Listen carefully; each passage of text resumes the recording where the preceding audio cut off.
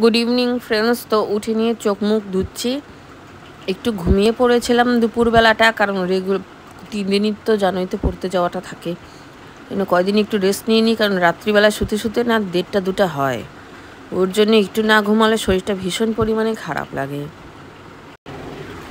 ওঠার পরে ম্যাঙ্গো লস্যি আমি আর ছেলে খেলাম। মাত্র 3টা ম্যাঙ্গো এনেছি, তারই দাম কত। তারপরে হচ্ছে বিছানাটাকে একটু গুছিয়ে নিচ্ছি, কারণ কি ঘুম থেকে উঠেছি, এলোমেলো তো থাকবেই। তো বিছানা গুছিয়ে নিয়ে এখন যাব সন্ধেবাতি দিতে। সন্ধে হয়ে গেছে, তো চলে এসেছি ঠাকুর ঘরে, সন্ধেবাতি দিয়ে নিচ্ছি। তোমাদের মতন তো সুন্দর আমার ঠাকুর ঘর না, তা যা আছে তাই নিয়ে সন্তুষ্ট আমি। কি খাচ্ছিস তুই? কি নাম এটার?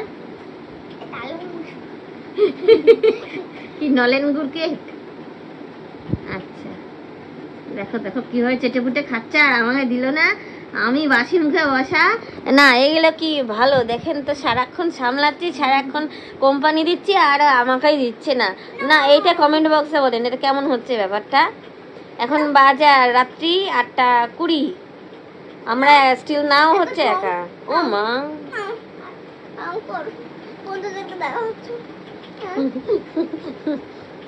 আমরা মার ছেলে এরকমই একা একাই থাকে বেশিরভাগ সময় দিয়ে, বুঝলেন না? এটা হলো ব্যাপার। তো চলুন এখানে মিনি ব্লগটা শেষ করছি। বাই।